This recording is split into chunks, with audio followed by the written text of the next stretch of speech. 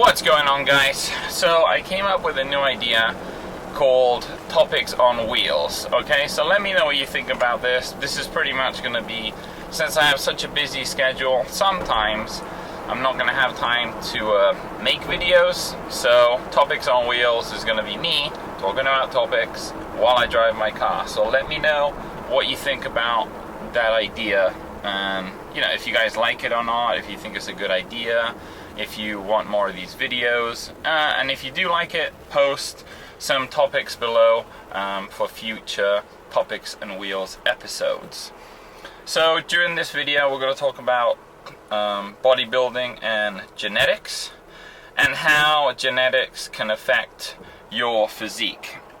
And I think a lot of people, you know, are under this notion that, you know, no excuses and don't blame your genetics, but genetics play a huge part in bodybuilding. You know, not anybody can just become a bodybuilder. I mean, you can become a bodybuilder, but if you want to become a good one, a great one, the average person couldn't do it just because they don't have the genetics. Number one can be like the bicep peak. So say if you have a very good bicep peak, like for example Kai Green, he has a tremendously good looking bicep peak, and that's just because he has a short insertion on his bicep, therefore he's going to have a bigger peak.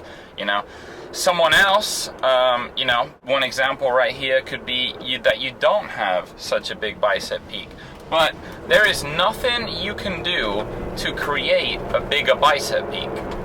You know, there is no like magical bicep exercise that's going to allow you to create or build a bigger bicep peak.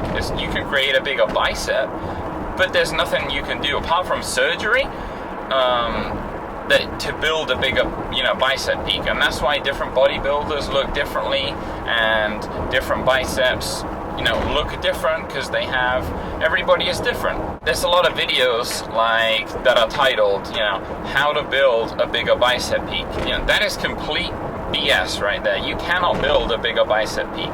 You can build a bigger bicep, but again, there's nothing you can do to build a bigger bicep peak. Same for your abs. You know, if you have asymmetrical abs, like they're not lined up perfectly. Okay, so here's an example of perfect, symmetrical, great looking abs, okay? And then here's an example of asymmetrical abs. You know, they're not quite perfect, they're a little, you know, out of alignment.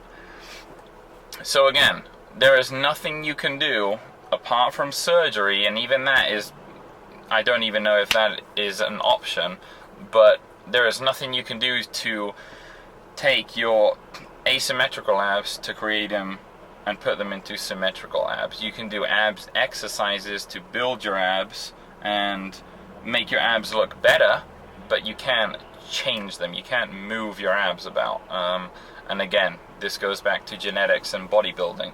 You know, another one is calves.